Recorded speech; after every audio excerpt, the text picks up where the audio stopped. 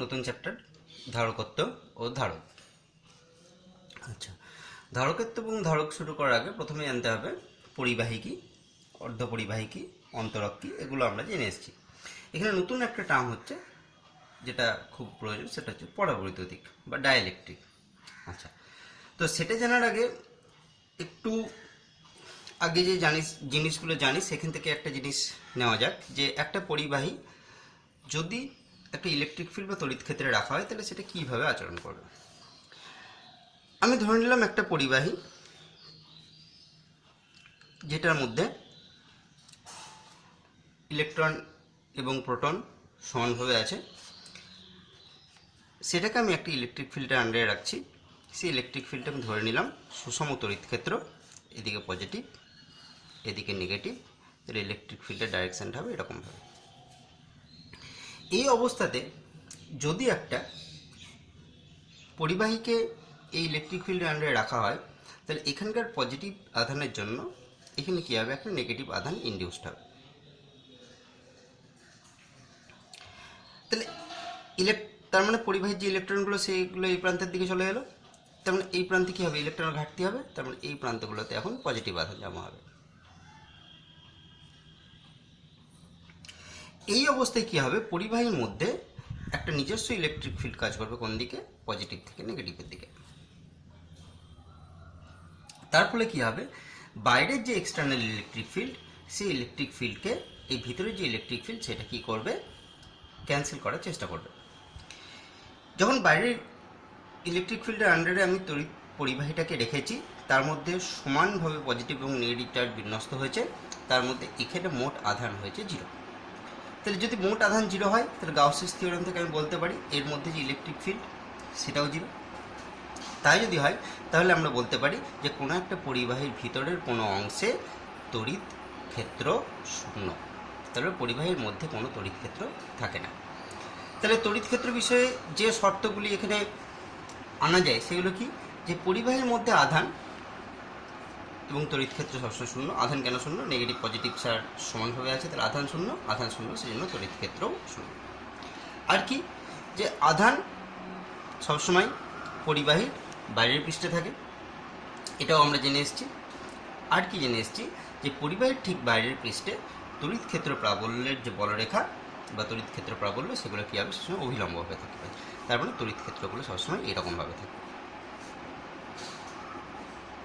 অর্থাৎ পরিবাহীর বাইরে সবসময় অভিলম্বভাবে অবস্থান করবে। আচ্ছা, এটা গেল কোনো একটা তড়িৎ ক্ষেত্রে যদি পরিবাহীকে রাখা হয় তাহলে সেটা কীভাবে আচরণ করবে। এবার আমি আসছি এর আগে যেটা বলছিলাম, পরাবিদ্যুৎ বা ডাইইলেকট্রিক কী জিনিস। ডাইইলেকট্রিক হচ্ছে এমন একটা পদার্থ যে ক্ষেত্রে পরিবাহীর মধ্যে কোনো মুক্ত ইলেকট্রন থাকে না। পরিবাহী বা অর্ধপরিবাহী বা যেগুলোই হোক তাদের মধ্যে কোনো মুক্ত ইলেকট্রন থাকে না। এর মধ্যে কি হয়, পজিটিভ চার্জ সবসময় নিউক্লিয়াসে থাকে এবং ইলেকট্রনগুলো কি হয়, তার বাইরের কক্ষপথে একে আবর্তন করে। এবং এই নেগেটিভ আধান এবং পজিটিভ আধান একটা কেন্দ্রে সমাপতিত থাকে, তার ফলে এর মধ্যে নেট কোনো চার্জ থাকে না। তার মানে এই অবস্থায় পরমাণুটা কী হয়, নিস্তব্ধ। কিন্তু কোনোভাবে যদি এই আধান দুটোকে আলাদা আমি করতে পারি, তার মানে প্রাথমিক অবস্থায় পরমাণুটা নিস্তরিত এবং এর মধ্যে কোনো দ্বিমেরু ভ্রামক থাকে না, যেহেতু উভয় আধানের কেন্দ্রদ্বয় একটা বিন্দুতে মিলিত হচ্ছে। কিন্তু কোনোভাবে যদি এই আধানগুলোকে একটু আলাদা আলাদা করে দেওয়া হয় এরকমভাবে, তাহলে এর মধ্যে কী হবে, আধান দুটোর মধ্যে একটা দূরত্ব তৈরি হবে এবং তখন এর মধ্যে একটা কী তৈরি হবে, ডাইপোল মোমেন্ট বা দ্বিমেরু ভ্রামক তৈরি হবে। তাহলে দ্বিমেরু ভ্রামক যদি তৈরি হয় কখন তৈরি হবে, যদি এই নন পোলার মলিকিউলগুলোকে আমি কোনোভাবে যদি এটাকে আমি পোলার মলিকিউলে ট্রান্সফর্ম করতে পারি। কীভাবে ট্রান্সফর্ম করব, আমি ইলেকট্রিক ফিল্ড দিলেই এই আধান দুটোর মধ্যে দূরত্ব বা গ্যাপিং তৈরি হবে, তখন সেই নন পোলার মলিকিউলগুলো পোলার মলিকিউলে ট্রান্সফার হবে এবং সেই পোলার মলিকিউলে যখন ট্রান্সফার হবে তখন তাদের মধ্যে একটা ইলেকট্রিক ফিল্ড কাজ করবে। তাহলে এই ধরনের অণুগুলোকে বলা হচ্ছে পোলার মলিকুল, যাদের মধ্যে এই মেরুগুলোর মধ্যে দূরত্ব থাকবে। আর এই ধরনের মলিকুলগুলোকে বলা হচ্ছে নন পোলার মলিকুল। এই নন পোলার মলিকুলগুলো যদি ইলেকট্রিক ফিল্ডে রাখা হয় তাহলে পরস্পরকে বিকর্ষণ করবে, আর পোলার মলিকুলগুলো যদি ইলেকট্রিক ফিল্ডে রাখা হয় তারা আকর্ষণ করবে। এই পোলার মলিকুলের উদাহরণ কী হবে? জল, নাইট্রাস অক্সাইড, এই সমস্ত পদার্থগুলো হচ্ছে পোলার মলিকুল। তাহলে এই সমস্ত পোলার মলিকুলগুলোকে যখন ইলেকট্রিক ফিল্ডে রাখা হলো তখন তার মধ্যে একটা দ্বিমেরু ভ্রামক তৈরি হবে। সেই দ্বিমেরু ভ্রামকটাকে বলা হবে আবিষ্ট দ্বিমেরু ভ্রামক, এবং এই আবিষ্ট দ্বিমেরু ভ্রামকের জন্য তার মধ্যে একটা ইলেকট্রিক ফিল্ড তৈরি হবে। এবং যখনই সেটা একটা ইলেকট্রিক ফিল্ডের আন্ডারে রাখা হবে তখন তার মধ্যে একটা টর্ক তৈরি হবে, এবং টর্ক তৈরি হওয়ার ফলে এই অমেরুবর্তী মোড় বা নন পোলার মলিকুলগুলো কী হবে? পোলার মলিকুলে কনভার্ট হবে, এবং পোলার মলিকুলে কনভার্ট হয়ে এই যে পরিস্থিতি বা এই যে অবস্থাটা, সেই ঘটনাটাকে বলা হচ্ছে মেরুবর্তিতা বা পোলারাইজেশন। তাহলে এখানে একটা নতুন টার্ম শিখলাম, পোলারাইজেশন। পোলারাইজেশন কি? নন পোলার মলিকুলগুলোকে পোলার মলিকুলে কনভার্ট করার যে প্রসিডিওর তাকে বলা হচ্ছে পোলারাইজেশন। এই পোলারাইজেশন কাকে বলবো? এই পোলারাইজেশন মানেই হচ্ছে কোনো একটা মেরুতে যে ডাইপোল মোমেন্ট তৈরি হবে পার ইউনিট ভলিউম। তার মানে একক আয়তনে যে ডাইপোল মোমেন্ট তৈরি হলো বা দ্বিমেরু ভ্রামক তৈরি হলো তাকে বলা হচ্ছে পোলারাইজেশন বা মেরুবর্তিতা। তাহলে এবার এই পোলারাইজেশন কীভাবে কাজ করছে? আমি একটা ইলেকট্রিক ফিল্ডের আন্ডারে একটা আয়তাকার স্ল্যাবকে রাখছি, অবশ্যই এটা কন্ডাক্টিং স্ল্যাব, এবং ইলেকট্রিক ফিল্ডগুলো কীরকমভাবে আছে? এরকমভাবে আছে, মাঝ বড় বড় ইলেকট্রিক ফিল্ড আছে এরকমভাবে। এই অবস্থায় কী হবে? এই আয়তাকার যে কন্ডাক্টিং স্ল্যাবে ইলেকট্রনগুলো বা পোলার মলিকুলগুলো এরকমভাবে বিন্যস্ত হবে। অর্থাৎ নেগেটিভ আধানগুলো একটা দিকে থাকবে, সরি এখানে নেগেটিভ হবে, এখানে পজিটিভ হবে, এরকমভাবে বিন্যস্ত থাকবে।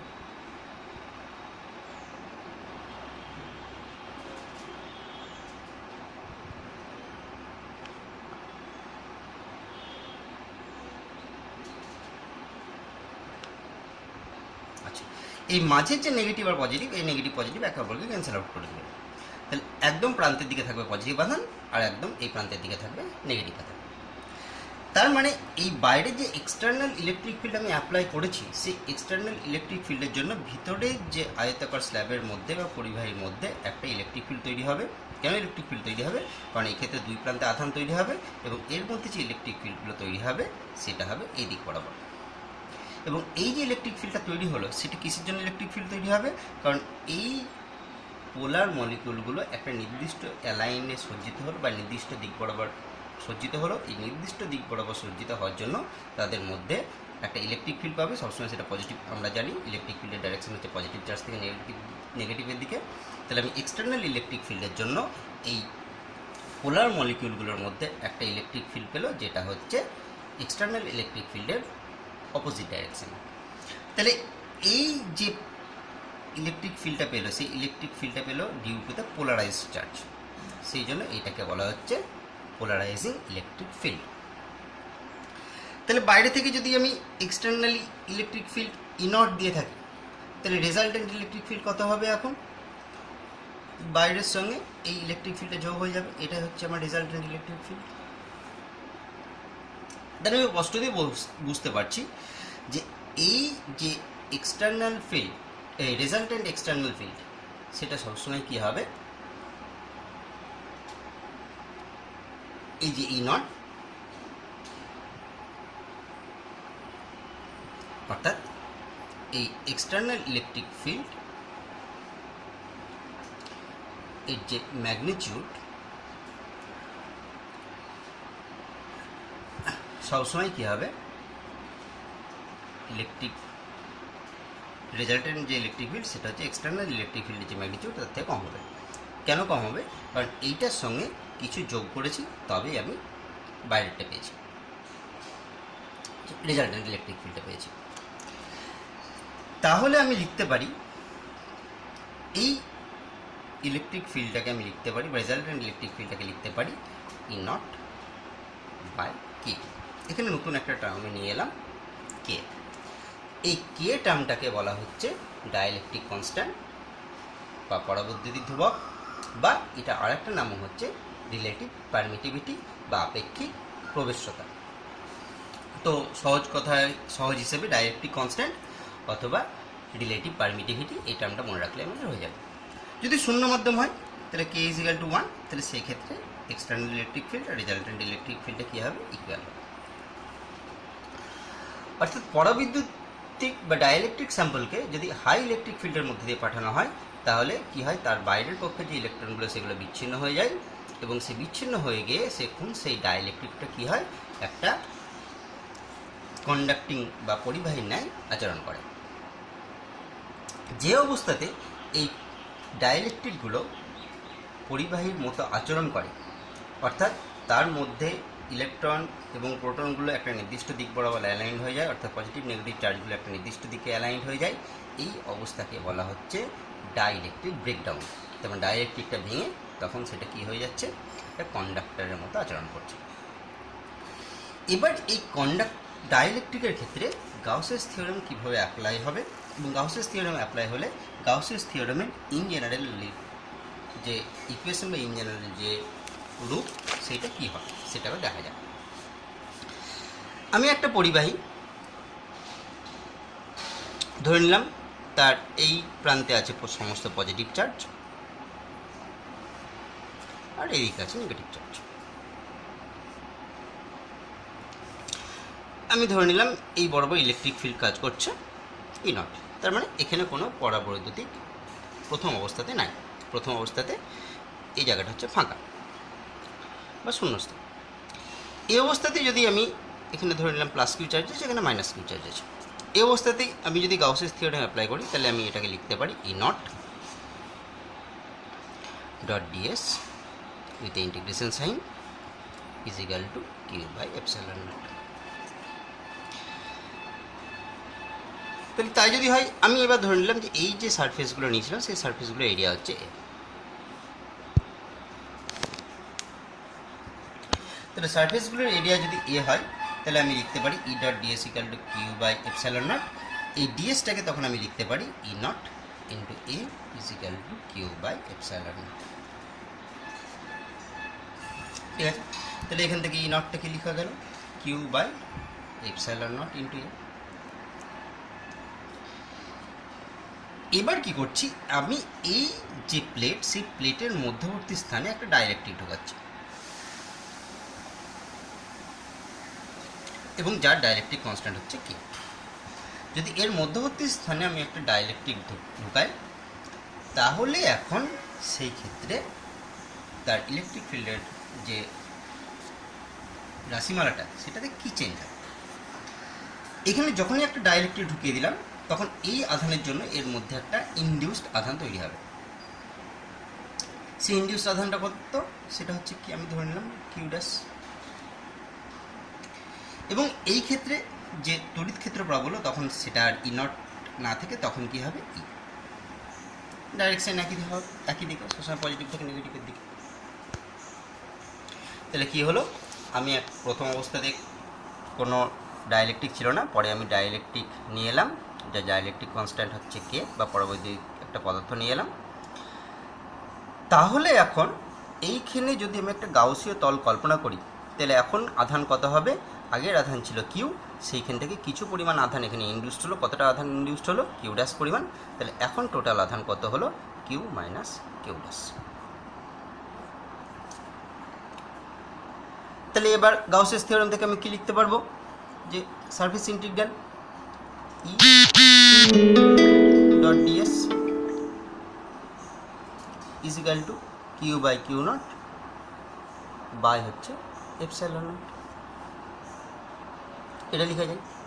তাহলে আবার একই রকমভাবে লিখতে পারি E into A is equal to Q minus Q dash by epsilon not. তাহলে ই ইজ ইকুয়াল টু পেলাম Q minus Q dash by epsilon not into A. তাহলে এটা কখন পেলাম, যখন আমি ডাইইলেকট্রিকটাকে ঢুকালাম, আর ই নট ইটা যখন পেলাম যখন ডাইইলেকট্রিক এলো, আর ই কখন, যখন ডাইইলেকট্রিক ছিল না। আচ্ছা, এই অবস্থাতে কি হবে, আচ্ছা, এবার এই দুটো ইকুয়েশন থেকে আমি একটু কম্পেয়ার করব। কিভাবে কম্পেয়ার করব? আমি আগে একটা প্রুভ করে রেখেছিলাম যে এই ই আর ই নটের মধ্যে রিলেশন হচ্ছে E is equal to E not by K. কেন? কারণ ই নটের যে মানটা ছিল তার থেকে এই ই এর মানটা কী ছিল? কম ছিল। তাহলে E is equal to E not by K, এটাই হচ্ছে তাদের মধ্যে একটা রিলেশন ছিল, আমি যেটা আগেই দেখিয়েছি। তাহলে ই ইজ ইকাল টু যদি ই নট বাই কে হয়, তাহলে আমি এখান থেকে এই দুটো রাশিমালাকে রিপ্লেস করে দিচ্ছি। কীভাবে রিপ্লেস করছি? ই এর যে মান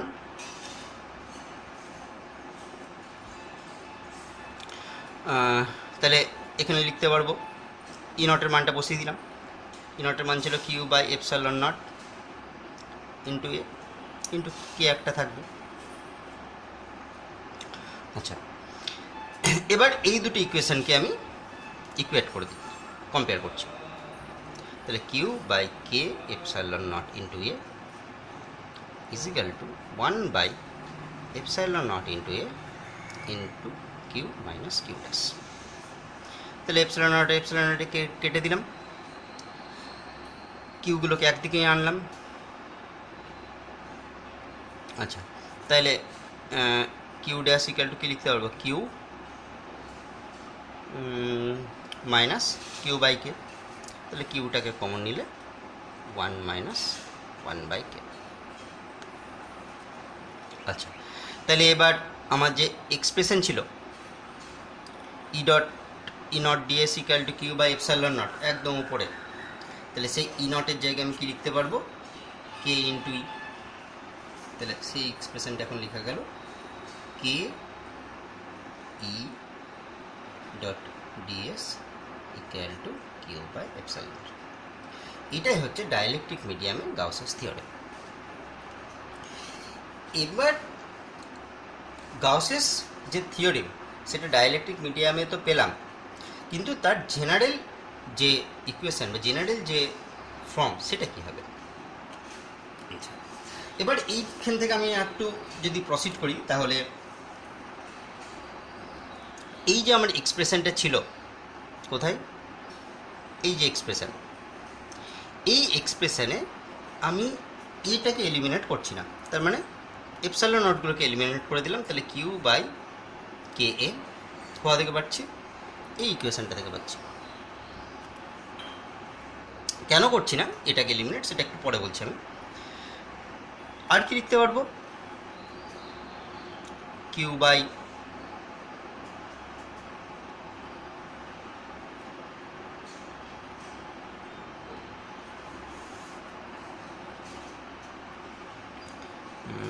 এপসাইলন,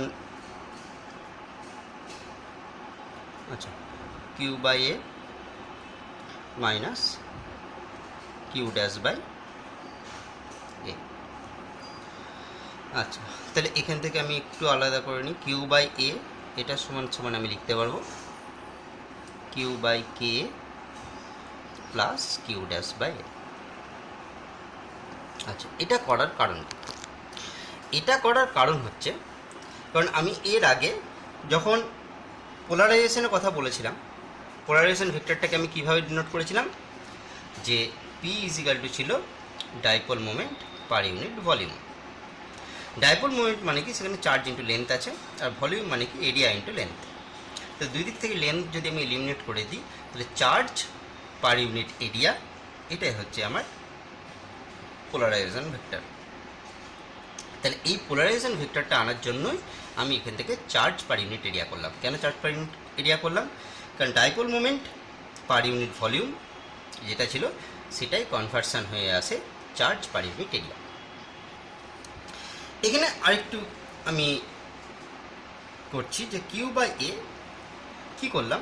এখানে একটা এপসাইলন নট দিয়ে গুণ করলাম, একটা এপসাইলন নট দিয়ে ভাগ করলাম। কেন এই গুণ ভাগ করলাম? কারণ তাহলে কী করেছি, এই এপসাইলন নট দিয়ে গুণ করার পরে এই রাশিটা নিয়ে এলাম, কারণ এখানে ই থাকবে বলে, কারণ ই এর মানটা এখানে আমি রিপ্লেস করতে পারবো।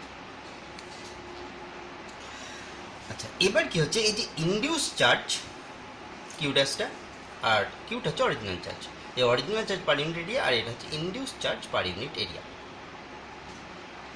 এই induce charge per unit area এইটাকে নাম হচ্ছে পোলারাইজিং ভেক্টর বা পি দিয়ে রিপ্লেস করতে পারবে।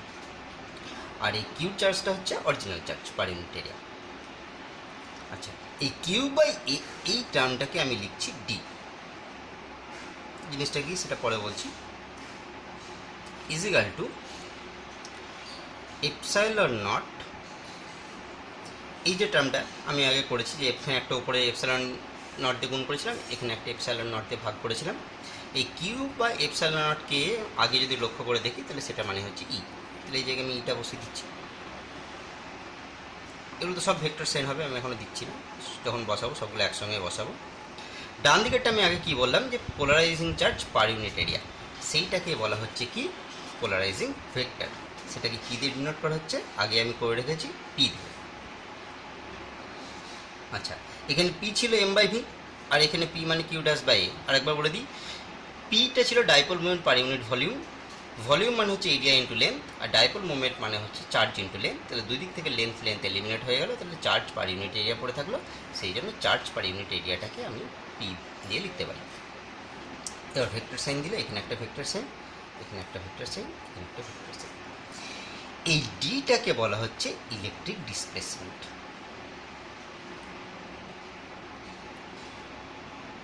ইলেকট্রিক ডিসপ্লেসমেন্ট কারণ ডিটার অস্তিত্ব প্রথম অবস্থায় ছিল না। কখন এলো, যখন পোলারাইজেশন চার্জের ব্যাপারটা এলো। তার মানে পোলার নন পোলার মলিকিউলগুলো যখন পোলার মলিকিউলে কনভার্ট হলো, চার্জের মধ্যে একটা ডিসপ্লেসমেন্ট তৈরি হলো বা দূরত্ব তৈরি হলো। এই চার্জের মধ্যে ডিসপ্লেসমেন্ট বা দূরত্ব আসার জন্যই তার মধ্যে একটি ইলেকট্রিক ফিল্ড জেনারেট হলো। সেই ইলেকট্রিক ফিল্ড যেটা জেনারেট হলো সেইটাকেই বলা হচ্ছে ইলেকট্রিক ডিসপ্লেসমেন্ট। তাহলে এই ফর্মটা যখন পেয়ে গেলাম, তাহলে আমার আগের যে রাশিমালা ছিল সেইখানে আমি এই ডিটাকে যদি রিপ্লেস করি তাহলে আমি কী লিখতে পারবো। একদম প্রথম রাশিমালা কোথায় চলে যাচ্ছি, এইখানে E dot DS equal to Q minus Q dash by epsilon not. এই জায়গা থেকে এপসাইলন নটটা আমি এদিকে গুণ করে দিই। আচ্ছা, আমি পরের পাতায় না করে এইখানে একটা লাইন দিয়ে করছি যে এপসাইলন নটটা যদি গুণ করে দিই তাহলে এটাকে কী লেখা যায়, epsilon not E DS equal to Q minus Q dash পেলাম। এই কিউ ড্যাশ বাই এ এটা সমান আমি কী করেছিলাম, পি করেছিলাম। তাহলে এই কিউ ড্যাশের জায়গাটায় আমি লিখতে পারবো surface integral E dot DS, এটা যেরকম ছিল থাকলো, কিউটাও যেরকম ছিল থাকলো। এই কিউ ড্যাশটাকে আমি লিখছি surface integral P dot DS. জায়গাটা একটু ছোটো হয়ে গেল, আচ্ছা একটু কেটে দিই, ছোটো ছোটো করে লিখি যে epsilon naught surface integral E dot DS is equal to Q minus surface integral P dot DS. আচ্ছা, কিউ ড্যাশটাকে পি ডট ডিএস কেন লিখলাম, কারণ কিউ ড্যাশ বাই এ সমান হচ্ছে পি। তাহলে কিউ ড্যাশ সমান হবে পি ইন্টু এ। পি ইন্টু এ মানে কি, পুরো এরিয়া সারফেস ইন্টিগ্রেশন হলে ডিএস এর উপর ইন্টিগ্রেশন হলে সেটা এরিয়া আসে পুরো।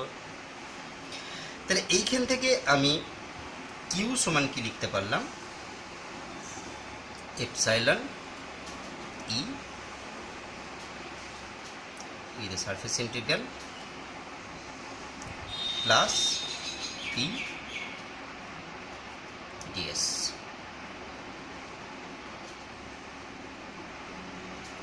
কি লিখে গেল, Q is equal to epsilon not E plus P dot ds.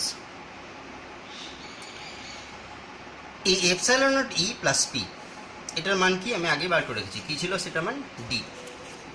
তাহলে কিউ ইজ ইকাল টু আমি কি লিখতে পারবো এখন, surface integral D dot ds. তাহলে আমি কোথায় এলাম, গাউসেস থিওরেমে এতদিন আমি জেনে এসেছিলাম যে গাউসেস থিওরেমটা কী ছিল, E dot DS equal to Q by epsilon not. এখন গাউসেস থিওরেমের রূপ পেলাম কি, Q is equal to D dot ds. তাহলে D dot DS is equal to Q. তাহলে এই দুটো ইকুয়েশনকে যদি কম্পেয়ার করি তাহলে আমি কি লিখতে পারবো, D equal to epsilon not. তাহলে ইলেকট্রিক ডিসপ্লেসমেন্ট ভেক্টর আর ইলেকট্রিক ফিল্ডের মধ্যে রিলেশন হচ্ছে D equal to epsilon not. কোথা থেকে এলো, এই জায়গা থেকে এলো, কারণ epsilon not E dot DS সেটা আমি আগেই জানি কিউ মাইনাস কিউ ড্যাশ, আর কিউ ড্যাশ মানে কি পি ইন্টু এ, এটাকে আমি ডিএস লিখতে পারি ইন্টিগ্রেশন করলে, কারণ ডিএস এ ইন্টিগ্রেশন হলেই এ আসে। তাহলে Q is equal to surface integration epsilon E plus P dot DS, কারণ এইটাকে এদিকে নিয়ে আসতে প্লাস হয়ে গেল, আর এপসাইলন ই প্লাস পি এটার মান আমি আগে বার করে রেখেছি ইলেকট্রিক ডিসপ্লেসমেন্ট। তাহলে সেই জায়গাতে আমি লিখতে পারলাম ডি ডট ডিএস। এবং গাউসেস থিওরেমের দুটো ইকুয়েশনকে যদি আমি কম্পেয়ার করি, E dot DS equal to Q by epsilon naught, আগে যেটা জানতাম এখন ডিসপ্লেসমেন্ট দিয়ে পেলাম কি, বা যখন ডাইইলেকট্রিক এলো তখন দিয়ে পেলাম কি D dot DS equal to Q. কোথা থেকে পেলাম, এখান থেকে। তাহলে আমি লিখতে পারি ডি অর্থাৎ ইলেকট্রিক ডিসপ্লেসমেন্ট ভেক্টর আর ইলেকট্রিক ফিল্ডের মধ্যে রিলেশন হচ্ছে D equal to epsilon not E. তাহলে এই ইলেকট্রিক ফিল্ডের একক কি আমি আগেই জানি, নিউটন পার কুলম্ব, আর পি বা পোলারাইজেশন এবং ইলেকট্রিক যে ডিসপ্লেসমেন্ট ভেক্টর দুটোর একক কিন্তু একই, সেটা কি হচ্ছে কুলম্ব পার মিটার স্কোয়ার। কেন এক হচ্ছে, কারণ এখানে ডি সমান এপসাইলন ই প্লাস পি, তাহলে এইটার যা ইউনিট হবে এটার ইউনিটই সেম হবে, কারণ সেম জিনিসে অ্যাড হতে পারে, একটা এককের সঙ্গে আরেকটা অ্যাড হতে পারে না। তাহলে পি এর যেটা ইউনিট হবে সেটাই হবে ডি এর ইউনিট। পি এর ইউনিট কি এখান থেকে জানি, চার্জ পার ইউনিট এরিয়া হয়, এটা কনভার্সন করলে চার্জ পার ইউনিট এরিয়া মানে কুলম্ব পার মিটার স্কোয়ার। তাহলে পি এর ইউনিট যদি কুলম্ব পার মিটার স্কোয়ার হয়, তাহলে ডি এর ইউনিটে কী হবে কুলম্ব পার মিটার স্কোয়ার। এখান থেকে ঝটপট আরেকটা জিনিস দেখিয়ে দিই যে ডিটাকে আর ইটাকে আরেকটা ওরকম কনভার্সনে লেখা যায়। তাহলে ডি ইজ ইকাল টু আমরা কী জানলাম কিউ বাই এ, এবং সেখান থেকে আমি লিখলাম যে সেটা হচ্ছে এপসাইলন নট ই। এবার যদি মিডিয়ামটা এয়ার মিডিয়াম না হয়ে অন্য কোনো মিডিয়াম হয় তাহলে সেক্ষেত্রে লেখা হয় কে এপসাইলন নট ই, এবং কে এপসাইলন নটটাকে লেখা হয় এপসাইলন ইন্টু ই, অর্থাৎ কে মানে হচ্ছে এপসাইলন বাই এপসাইলন নট। এটা হচ্ছে রিলেটিভ পারমিটিভিটি। তাহলে কোনো একটা মাধ্যমের তড়িৎভেদ্যতা বা হচ্ছে শূন্য মাধ্যমের যে তড়িৎভেদ্যতা এটার অনুপাতি হচ্ছে ডাইলেকট্রিক কনস্ট্যান্ট বা কে। আচ্ছা, তাহলে এপসাইলন ই প্লাস পি এটা সমান ডি ছিল, ডি এর জায়গায় আমি লিখতে পারছি এখন এপসাইলন ই।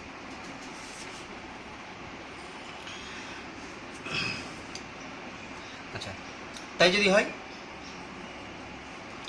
তাহলে এপসাইলন ই প্লাস পি, এই এপসাইলনটাকে আমি কনভার্সন করে লিখেছি epsilon not into k into E. F দিয়ে বোঝা গেল। তাহলে পি ইজ ইকাল টু কি এলো K epsilon not E minus epsilon not E. তাহলে এখান থেকে এপসাইলন নট ইটা আমি কমন নিলাম, পড়ে থাকলো কি কে মাইনাস ওয়ান। এই কে মাইনাস ওয়ান এই জিনিসটাকে আবার লেখা হয় একটা নতুন টার্ম কাই দিয়ে, গ্রিক ওয়ার্ড। এই কাইটাকে বলা হয় ইলেকট্রিক সাসেপ্টিবিলিটি বা তড়িৎ প্রবণতা।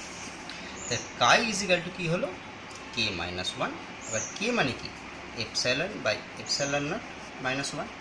কোথা থেকে পাবো, এখান থেকে পেলাম। এই জিনিসটাকে আবার অনেক সময় এপসাইলন আর দিয়ে লেখা হয়। এপসাইলন আর মানে হচ্ছে relative permittivity, relative permittivity minus one, এটাই হচ্ছে ইলেকট্রিক সাসেপ্টিবিলিটি। তাহলে এটাই হচ্ছে রিলেশন, এটা একটা রিলেশন, এটা একটা রিলেশন, আর এটা একটা রিলেশন। আচ্ছা, তাহলে এই হচ্ছে ডাইইলেকট্রিক কনস্ট্যান্ট ডি আর পোলারাইজেশন পি আর সাসেপ্টিবিলিটির মধ্যে রিলেশন। এই রিলেশনটা অনেক সময় পরীক্ষাতে ডিরাকশন করতে দেয়, যে ইলেকট্রিক্যাল সাসেপ্টিবিলিটি যে ফর্ম সেটা রিডিউস করো